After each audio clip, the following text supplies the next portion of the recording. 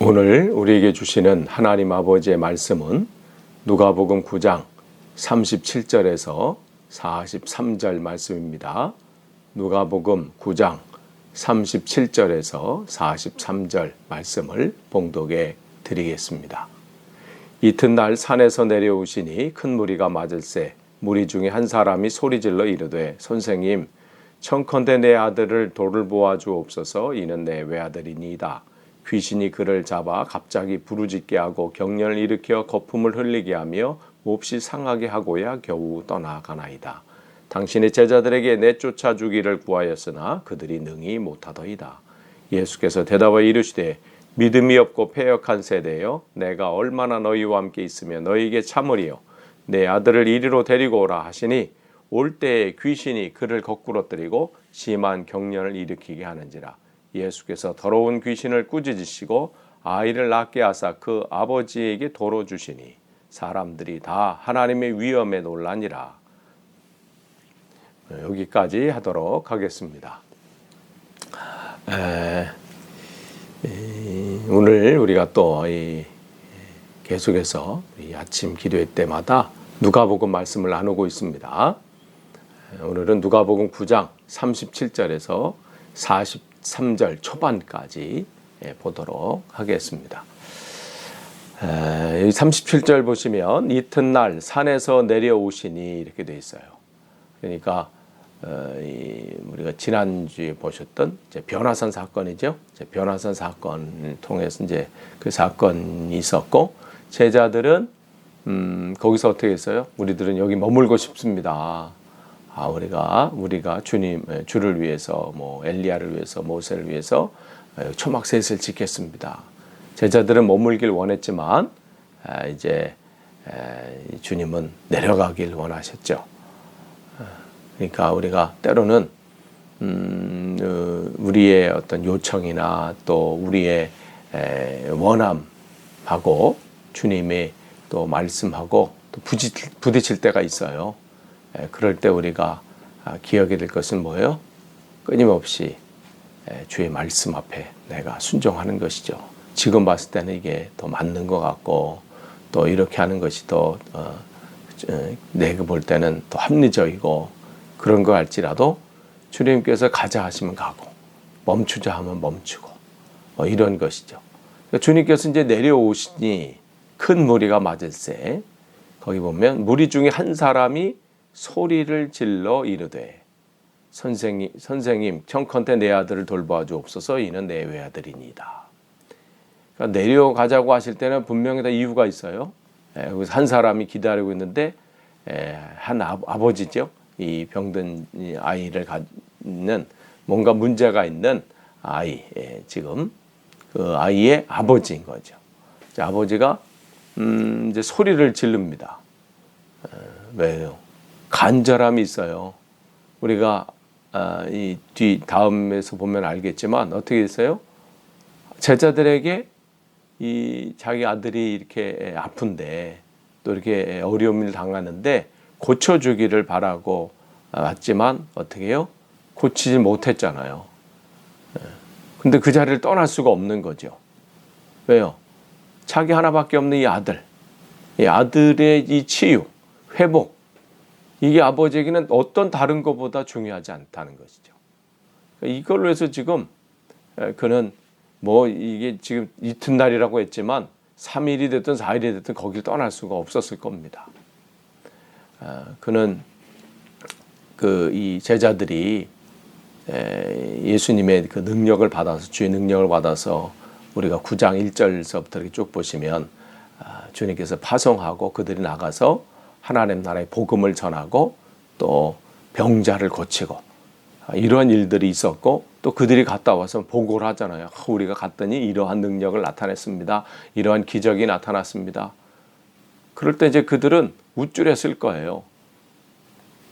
그래서 이제 또 그런 상황 가운데 주님께서 제자들을 그중에서 이제 베드로, 야고보, 요한을 데리고 이제 산으로 올라가셨고 이제 나머지 제자들이 있었을 때 이런 일들이 일어난 거죠. 그래서 아버지가 이 아들을 데리고 와서 소문을 듣고 왔습니다. 이 아들을 고쳐주십시오. 시도했지만 어떻게 해요? 되지 않은 거예요.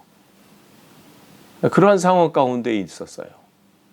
그러니까 이 아버지는 해결되지 않았지만, 제자를 통해서 해결되지 않았지만 실망하지 않고 주님을 더 기다린 거죠. 포기하지 않고 주님을 기다린 거예요. 이게 아버지의 마음이에요. 이게 아버지의 마음이죠. 포기할 수가 없는 거예요. 이게 우리 하나님 아버지의 마음이기도 하고요. 또한 이게 중보자의 마음이어야 합니다. 한 영혼을 놓고 정말 우리를 사랑하사 독생자를 아끼지 않까지 우리를 포기하지 아니하시고 여전히 우리를 기다려 주시고 인내하신 그 주님의 마음을 조금이나마 여기서 우리가 엿볼 수 있습니다. 또한 한 영혼을 놓고 기도하는 중보자의 마음이 어떠해야 하는지를 우리는 여기서 배울 수 있어야 합니다. 포기하지 않는 거죠.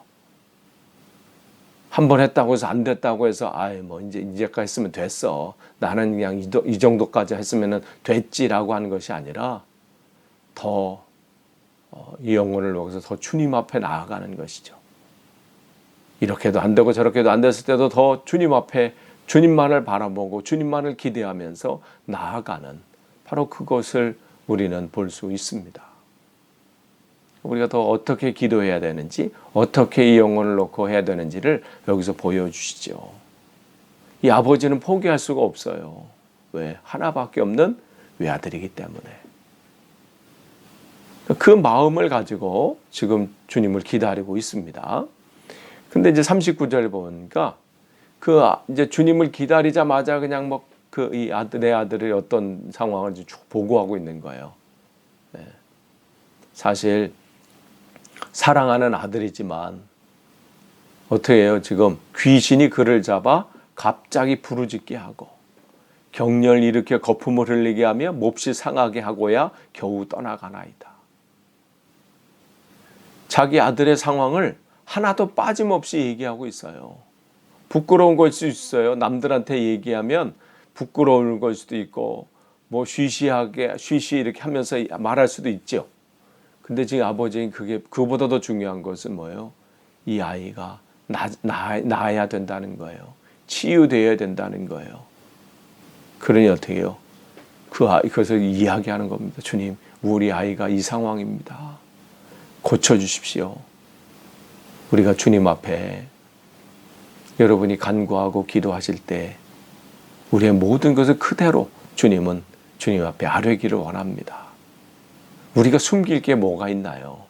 주님 앞에 나아갈 때 뭘 숨기겠어요? 우리의 머리털까지 다 세심 받으신 분인데, 우리의 솜털까지도 다 몇 개인지 아시는 분인데 뭘 숨기겠습니까? 우리 형편, 우리의 상황 그대로 고백하는 거예요. 지금 이 아버지도 자기 아들, 정말 내 사랑하는 아들이 이러한 지금 형편에 있습니다. 이것은 어떻게 다른 것으로 할 수 없다는 것이죠. 다른 방법으로 왜 안 해봤겠어요? 이렇게 사랑하는 아들이 이런 고통 가운데 있는데, 이 어려움 가운데 있는데 다른 방법을 왜 안 해봤겠어요? 오죽했으면 제자들의 소문 듣고 제자들에게도 와서 이것은 고쳐주십시오 했는데, 이게 우리의 형편이에요. 우리의 모습이 이러지 않습니까? 점점 더 악화되는 모습들, 뭔가에 사로잡혀서 점점 더 우리 삶이 힘들어지고, 여기 보니까 그렇게 해서 몹시 상하게 하고야 이렇게 돼 있어요. 몹시 상한다는 것은, 이 원어의 뜻은 뭐냐면 강한 것은 심하게 부순다 이런 뜻이에요. 그러니까 그 인생을 완전히 망가뜨리고 난 다음에 어떻게 해요? 그 다음에 나간다는 거예요. 그럼 나가면 끝이에요? 또 온다는 것이죠. 그러니 지금 이 삶이 어떻겠어요? 이 형편이, 이 상황이. 그걸 지켜보는 아버지의 마음은 어떻겠어요? 한 번 이런 일이 일어날 때마다 전쟁 아닌가요? 그 이 전쟁을 계속해서 여러분 치룬다고 한번 생각해 보세요. 이게 견딜 수 있는 일인가요? 다른 사람은 모를지라도 그거를 가까이서 지켜보는 이 아버지의 마음은 우리는 이걸 헤아릴 수가 없을 거예요. 우리 주위에도 이런 분들이 얼마나 많이 있습니까? 여러 가지 어려움 가운데 그게 어떤 육체적인 질병일 수도 있고 정신적인 어려움일 수도 있고 뭐 여러 가지 문제 우리가 헤아리지 못하는 여러 가지 어려움들로 힘겨움에 있는 가족들이 있을 수 있고 또 그런 부모님들이 있을 수 있잖아요. 그러니까 지금 이런 것이에요. 완전히 절망적인 상태예요. 한번 이 일들이 일어나면 탈진한 상태예요. 이게 우리의 현실입니다. 그러나 이 부모님은, 이 아버지는 이 아이의 상황을 그대로 아렵니다. 숨길 것도 없이 주님, 이 아들이 이렇습니다. 하나님 치유해 주십시오. 주님 치유해 주십시오. 이 아이가 사실은 어떻게 해요? 부모님에게는 사랑받기 위해서 태어난 사람 아니에요. 상황이 어떨때라도 우리는 주님 앞에 사랑받기 위해서 태어난 사람 아닌가요?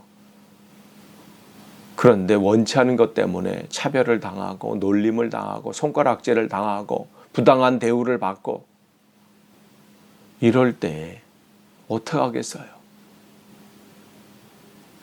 주님 앞에 나오는 것이죠. 주님, 내가 이렇습니다. 우리 형편이 이렇습니다. 그럴 때 어떻게 해요? 40절에 보면 그런 마음으로 찾아왔는데 제자들은 어떻게 40절에 당신의 제자들이 내쫓아 주기를 구하였으나 그들이 능히 못하더이다. 여기 능히 못하더이다 이것은 뭐냐면 다른 게 아니에요. 그들이 무능하였습니다 이런 뜻이에요. 하지 못했다는 것이죠. 기대를 가지고 왔어요. 소문을 듣고 왔어요. 뭔가 이제는 한 줄기 희망을 갖고 이제 온 건데 어떻게 해요? 절망을 맛봤잖아요. 그런데 어떻게 해요?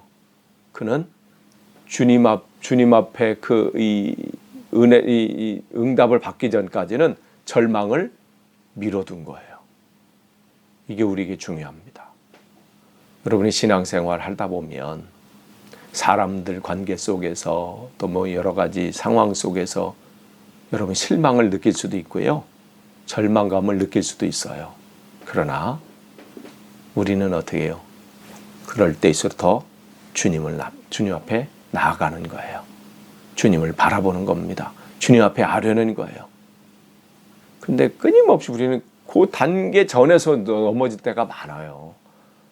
절망할 때가 많고. 근데 이 아버지는 어떻게 해요? 거기서 실망하지 않았어요. 거기서 끝내지 않았어요. 더 나가요. 근데 지금 이 상황은 여기는 안 나와 있지만 다른 상황, 다른 이 마가복음에는 똑같은 상황에 있어서 뭐가 들어가 있냐면 이 상황 속에서 서기관들과 제자들이 논쟁하고 있었어요.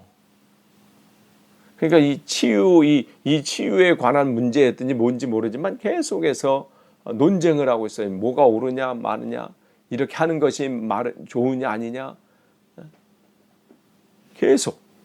그러니까 처음부터 여기 나와 있는 여기 있는 서기관들이나 이 유대 지도자들은 이 아이의 치유에는 별 관심이 없어요. 이 치유를 하는 게 맞냐 아니냐 여기에 관심이 있죠. 이게 율법에 옳으냐 맞느냐 하나님 뜻에 합당하냐 아니냐 이 논쟁에 관심이 있죠. 교회가 어떻게 세워져 가는지 하나님 나라 어떻게 확장되지는 관심이 없어요. 내 이론에 이게 아니다 말이지. 거기에 또 제자들을 휩쓸리다 보니까 자연스럽게 어떻게 돼요?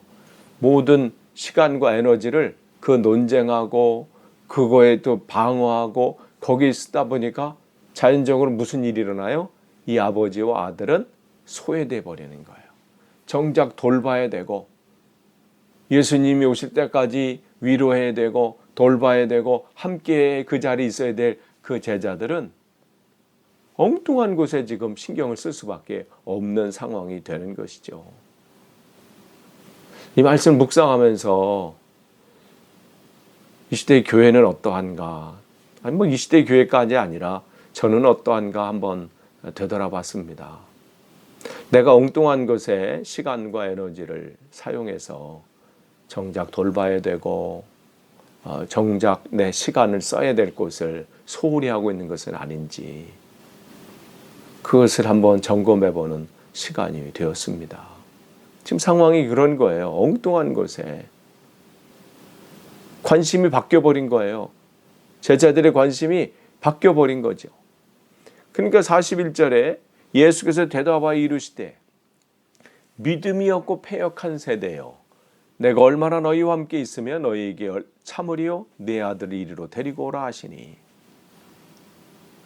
물론 제자들도 포함될 수 있고 뭐 아버지도 여기 육신의 이 아버지도 포함될 수 있지만 제가 이렇게 봤을 때는 이것은 바로 거기도 서기관과 유대 종교 지도자가 포커스라고 생각합니다.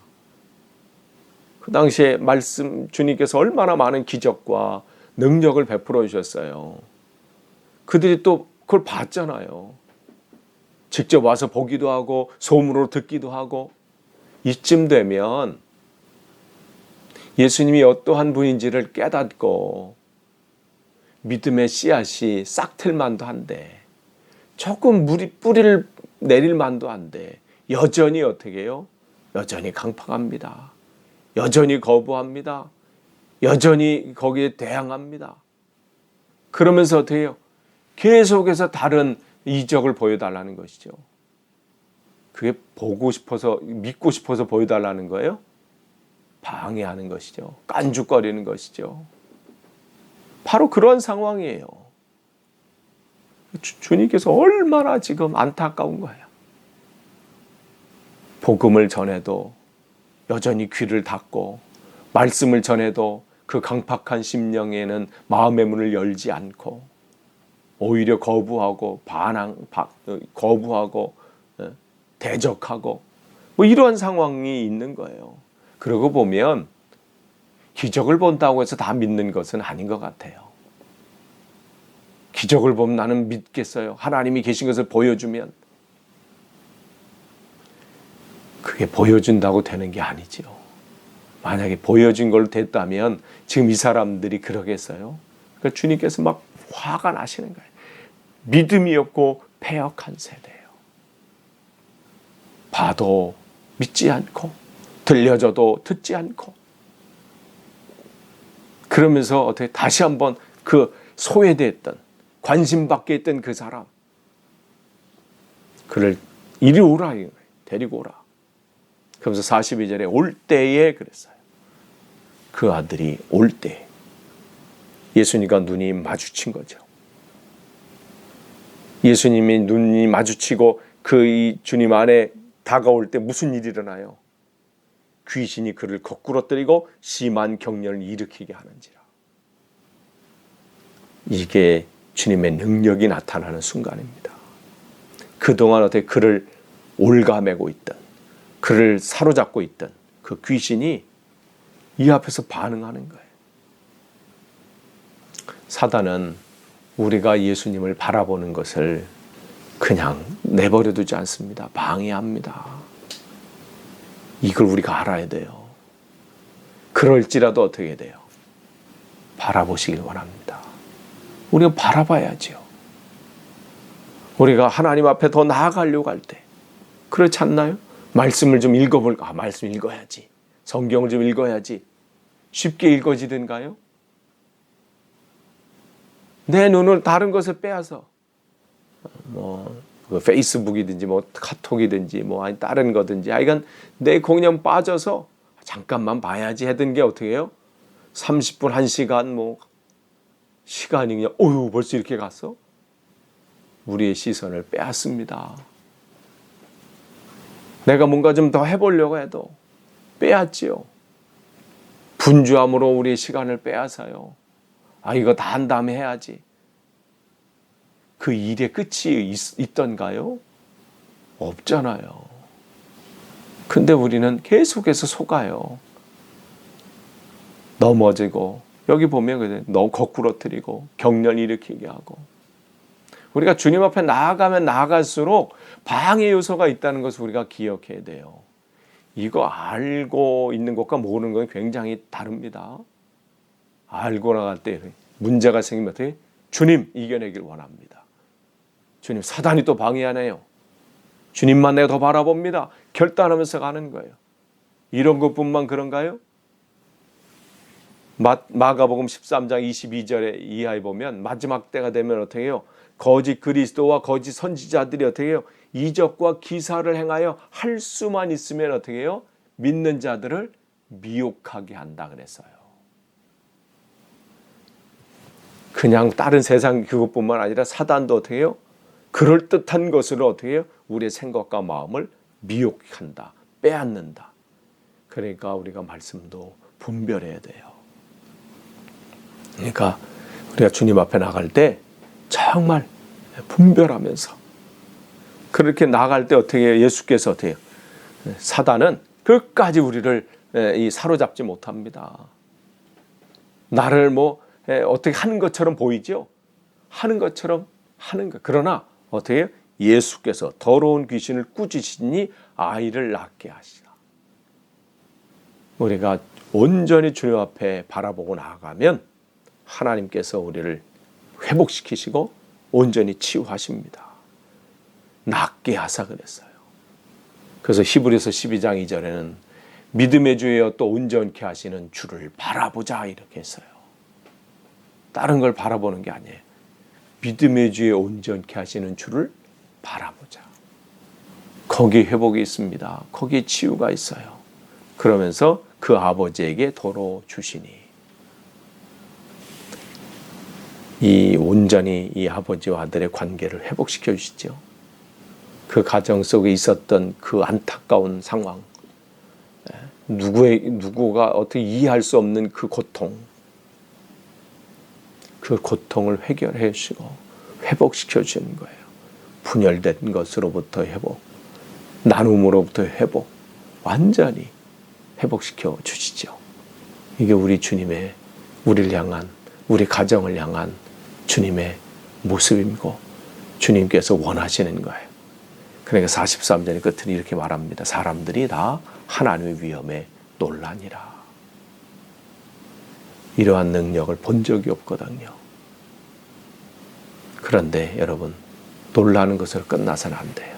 이게 믿음의 시작이 되어야 합니다. 여러분, 하루 살다 보면 우리가 놀랄 일들이 있어요. 주님께서 나에게 이렇게 하셨구나.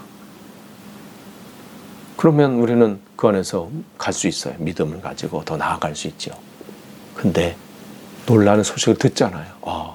주님께서 저 집사님 통해서, 권사님을 통해서, 장로님을 통해서, 목사님을 통해서, 저분을 통해서 저렇게 하셨구나. 그러한 하나님만이 하셨다는 소식을 듣거든 여러분의 귀를 닫지 마시고 여러분의 마음을 강팍해 하지 마시고 어떻게 해요?